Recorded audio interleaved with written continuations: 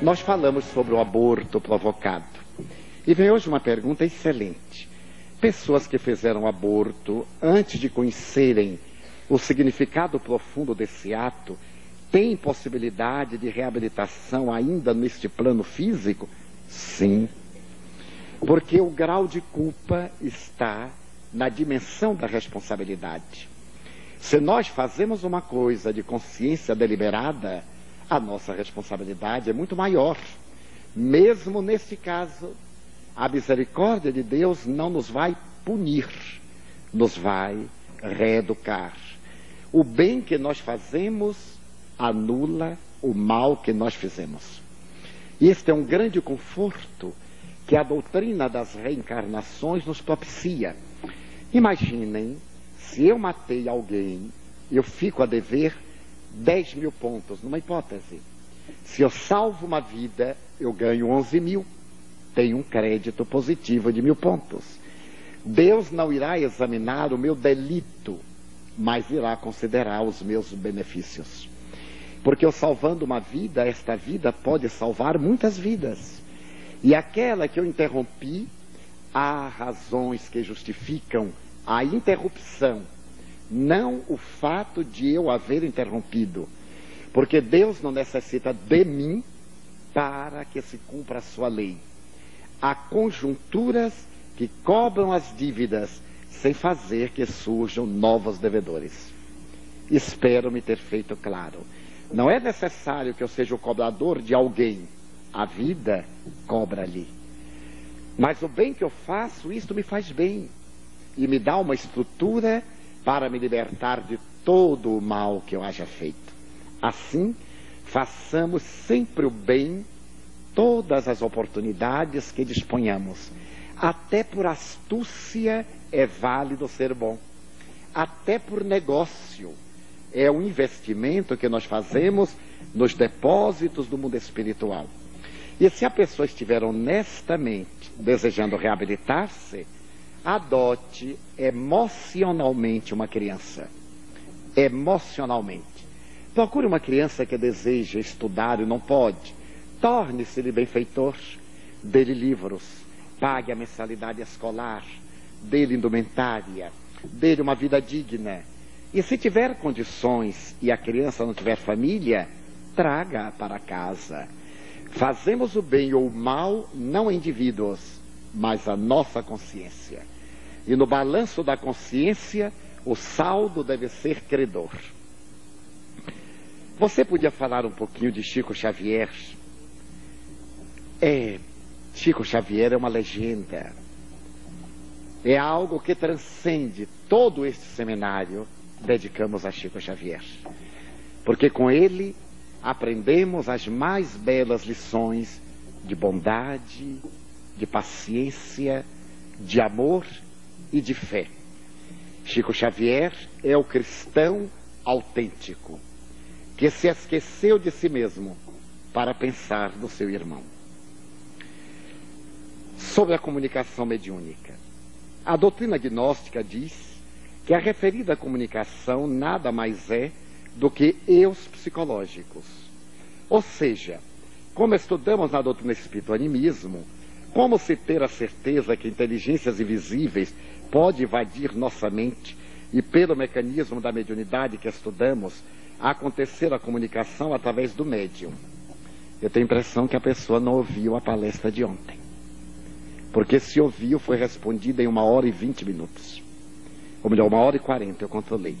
Desde 6 às 7h40.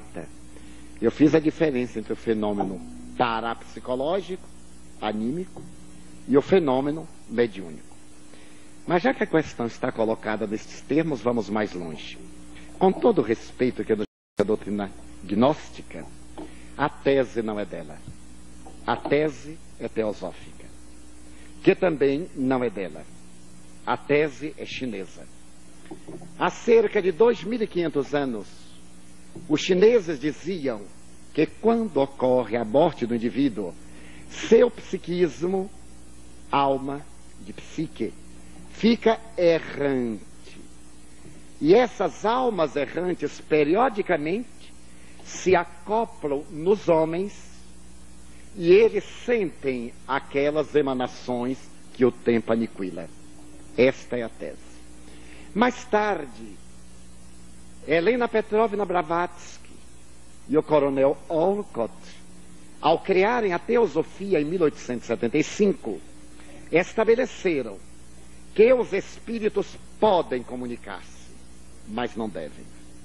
As comunicações espíritas seriam fenômenos das almas errantes, ou do corpo mental. Porque dividindo o ser em 7 corpos, um deles, o mais próximo da matéria, é o corpo mental. Corpo físico, corpo mental, corpo astral, corpo búdico e sucessivamente. Então as construções mentais dos indivíduos ficariam errantes e as mentes captariam. Seriam, portanto, comunicações indébitas e injustificáveis. Mas Helena Petrovna Blavatsky teve muita razão em apresentar essa teoria, porque ela foi surpreendida em mistificação grosseira na Índia, que a levou a abandonar a mediunidade e com o coronel Olcott criarem a teosofia. Helena Petrovna Blavatsky era um excelente médium, inclusive médium de pré-cognição. E estando o Império Britânico dominando a Índia, ela dava informações de acontecimentos que iam ter lugar mais tarde. Tornou-se uma médium muito famosa e foi estudada inclusive por Oliver Lodge, o eminente pai de Sherlock Holmes. Nessa oportunidade, ela começou a ter uma queda do fenômeno mediúnico, que é muito natural. Como qualquer faculdade, a mediunidade tem altos e baixos. E nesse período, por uma presunção, conta historicamente o fato, ela continuou a dar revelações. E vinculando-se a alguém que tinha ligação com o telégrafo, quando esse cavalheiro recebia determinadas instruções da Inglaterra, ele as ministrava à senhora Petrovna Blavatsky, que em falsos estados de transe dizia estar tendo uma profecia que no dia seguinte se confirmava com telegrama. Oliver Lodge mandou um telegrama falso, ela fez a revelação e no dia seguinte ele a desmascarou e desmascarou também aquele que fraudava dando-lhe as notícias. Por uma vingança, ela estabeleceu que as comunicações mediúnicas seriam das almas errantes, dos cascões mentais ou dos eus psicológicos. Como falamos ontem, a tese do eu psicológico é de Pierre Janet, informando que no subconsciente ficam os clichês, e estes clichês, em determinados estados de emotividade, sobem à consciência. Se eu, por exemplo, desejei ser um general e tive a minha vida frustrada, haverá um momento em que eu tomo a postura de general, falo como general, é um estado de miséria psicológica. É o estado, portanto, de um eu psicológico. A evidência dos fatos é totalmente outra, como os senhores verão daqui a pouco nas cirurgias mediúnicas. Como veio um homem semi-alfabetizado como Chico Xavier, que teve apenas o 4º ano primário, escrever em 13 idiomas, inclusive no luxemburguês. Escrever de trás para frente, na Sociedade Metapsíquica de São Paulo, no Teatro Municipal, quando lhe pediram para que ele psicografasse, ele psicografa a mensagem em inglês, especular, só podia ser lida pelo espelho, sem nunca ter falado o idioma. E mais, já psicografou mais de 10.000 espíritos, nos seus estilos, somente de poetas e de trovadores, mais de 600 do Brasil e de Alemar. A sua polimorfia mediúnica é de tal natureza que Agripino Grieco, materialista, crítico de Humberto de Campos, amigo íntimo, visitando Chico Xavier por volta de 1936 em Belo Horizonte, deu-lhe 40 laudas de papel autografadas. Chico Xavier, em transe, escreveu as 40 laudas em apenas 12 minutos. Quando ele leu, havia uma reportagem, uma entrevista e um poema. 3 estilos literários diferentes. Palavras textuais de Agripino Grieco. Eu não creio na imortalidade da alma, mas quem escreveu isto foi meu amigo Humberto de Campos. Porque a evidência dos fatos Menotti del Picchia, o imortal da Academia Brasileira de Letras, dá uma declaração da poemática de Chico que é comovedor. E os imortais chegaram a dizer: este homem, que é capaz de escrever à la manière, no estilo de tantos escritores, deveria ter não uma cadeira na academia, mas várias, por causa da sua variedade. Supor-se que isto é o eu psicológico é negar chamente a imortalidade da alma. Porque a única prova que se tem da imortalidade da alma é a comunicabilidade do espírito. Como saber se existe um lugar se ninguém nunca veio de lá para nos contar? Então a comunicabilidade do espírito é a evidência da imortalidade da alma. Quando vemos Jesus no Tabor, comunicando-se diretamente com Moisés e Elias, que já eram mortos, poderemos projetar que seja o eu psicológico de Cristo, modelando a Moisés e modelando a Elias? Seria avançar muito. Então, a tese é absolutamente falsa. Como ter certeza da comunicação? Pergunte a uma mãe que viu seu filho desencarnar. E ele veio depois e lhe escreveu. Eu tenho aqui uma senhora que está presente. E oportunamente, numa reunião que Mendes Ribeiro nos propôs aqui no teatro, há uns 10 anos atrás, uns 9 anos atrás, ele permitiu que o público nos fizesse perguntas diretas. E essa senhora, que eu jamais havia visto, levantou-se e fez uma pergunta qualquer: que notícia me dá de meu filho? E ele então, trazido pelo Espírito Bezerra de Menezes, deu-lhe uma mensagem, inclusive falou-lhe de uma corrente de ouro que havia ficado no lugar do acidente. Terminada a reunião, ela veio ter comigo e disse que está no meu pescoço a corrente do meu filho. Mais tarde, eu estando em Uberaba, sem a ter visto, ele veio e lhe deu uma mensagem. Eu lhe pedi depois que ela declarasse se a mensagem era autêntica, porque uma mãe, um pai, devem conhecer seus filhos. Se havia algum detalhe que confirmasse ser ele. E ela me fez uma carta que nós colocamos em um livro, publicamos a mensagem, reconhecida por ela, pelos familiares, demonstrando a absoluta procedência deste ser espiritual. Também aqui está uma senhora que era casada com um militar, com quem eu não tive qualquer relacionamento, qualquer contato. Ela vai a Salvador e ele vem e lhe dá uma mensagem narrando o momento em que ele teve o problema coronariano, cai e ela lhe faz a aplicação de energia boca a boca.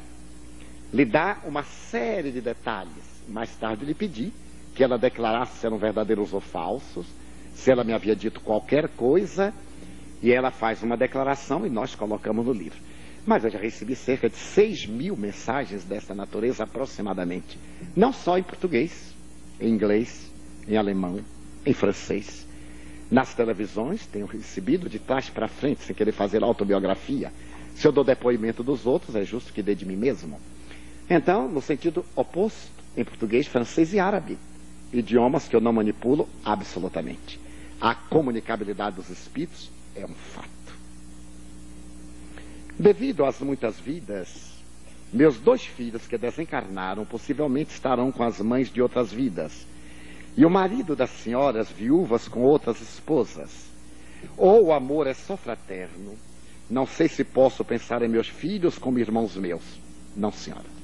Pense em seus filhos como filhos da sua carne. As reminiscências mais próximas são as que permanecem, até o dia que tenhamos o amor fraternal e desapareçam os vínculos da consanguinidade. Se quando eu chegar lá, minha mãe vier e dizer assim: oi, meu irmão, eu digo: negativo, velha. Eu quero você como minha mãe. Esses vínculos são muito fortes. Porque possivelmente aquelas esposas, aqueles maridos, vieram em outras manifestações consanguíneas, fazendo que os laços sejam tão profundos que já não haja mais meu pai, minha mãe, nem meu irmão. Quem são meu pai, minha mãe e meu irmão, senão aquele que faz a vontade de Deus, como perguntou Jesus? O que deve uma pessoa que é portadora de paranormalidade, subitamente descoberta, fazer para encontrar a razão dela e sua missão? Educar a paranormalidade. Primeiro passo, eduque a paranormalidade. Segundo passo, canalize. Terceiro passo, viva para fazer o bem à criatura humana. Gostaria que você conceituasse médium e paranormal. Mas eu falei ontem uns 10 minutos sobre isso. Me desculpem. Médium, palavra cunhada por Allan Kardec, que significa aquele que está no meio, entre dois pontos. Todo médium é paranormal, mas nem todo paranormal é médium. Um vidente não é médium, ele é um paranormal, porque são os olhos dele pelo psiquismo que veem. Nós dizemos assim, é um médium vidente, por força de expressão, mas ele é um anímico, ele tem a visão nele, não precisa de nenhum espírito desencarnado para que ele veja. Kardec conceitua a vidência, a clareaudiência, como faculdades mediúnicas. Mas a mediunidade ostensiva é aquela na qual o indivíduo é instrumento de espíritos encarnados ou desencarnados. Então, todo mundo que tenha qualquer faculdade acima dos 5 sentidos é um paranormal.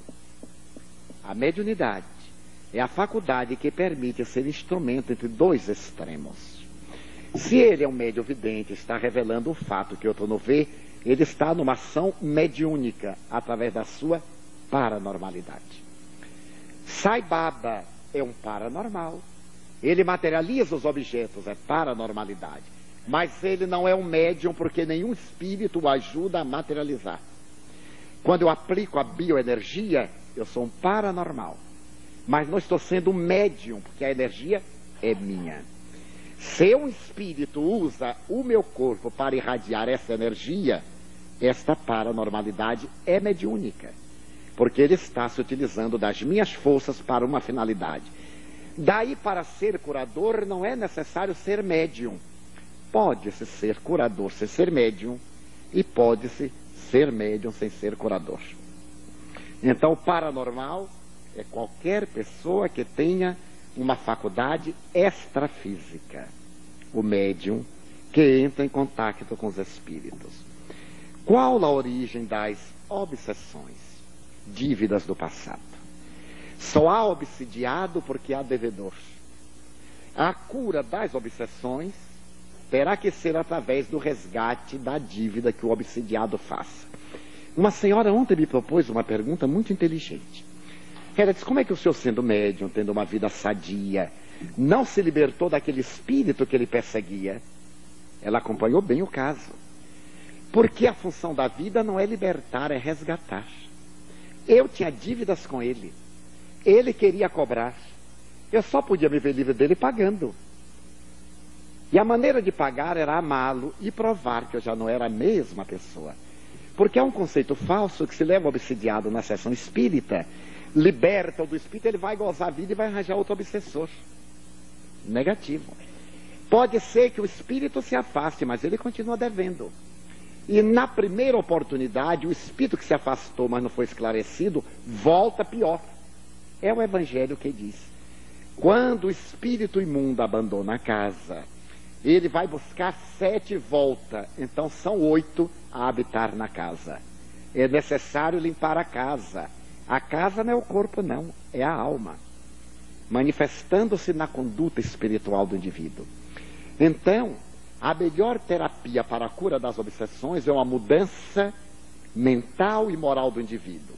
Se dirá, e no caso dos alucinados, nós os ajudamos a recuperar a razão para que quando ele esteja com o equilíbrio, ele pague a sua dívida pelo amor. Então, o inimigo não volta.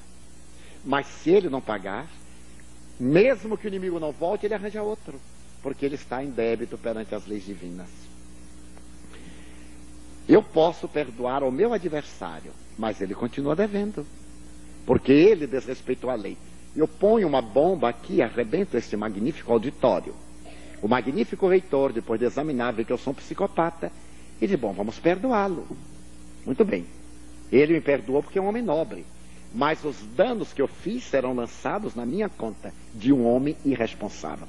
E enquanto eu não faça algo que repare o mal que eu fiz, eu estou em curso como devedor.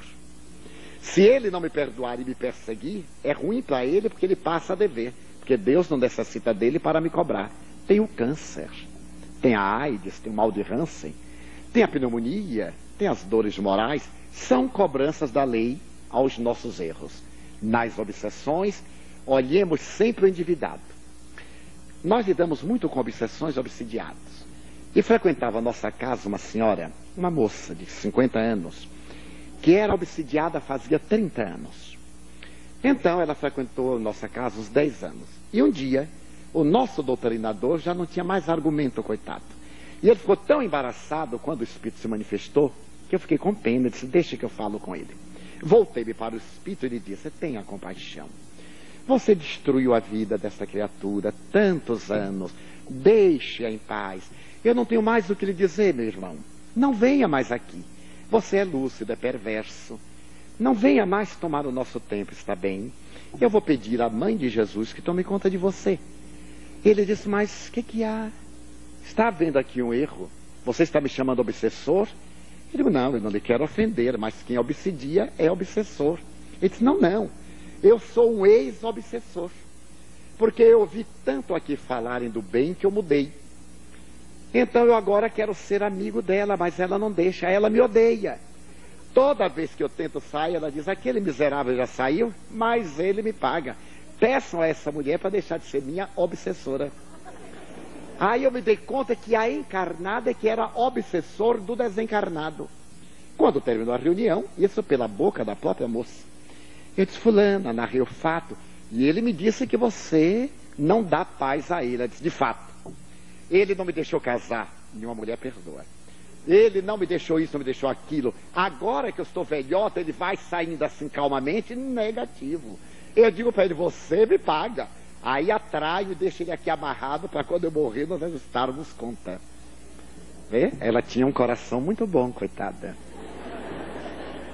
Então, nos problemas das obsessões, tenhamos bastante cuidado para que nós resgatemos a nossa dívida.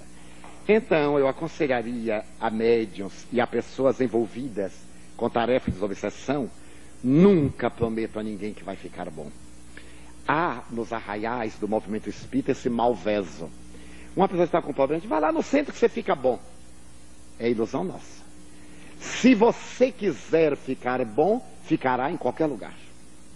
O centro espírita, porém, lhe dará recursos técnicos para que você fique bom, mas depressa. Porque se o doente não fizer força, é paliativo. Então eu vejo muito também pessoas que fazem diagnósticos que me parecem absurdos. Vá lá tomar 7 passes. E eu pergunto, por que 7 e não 9?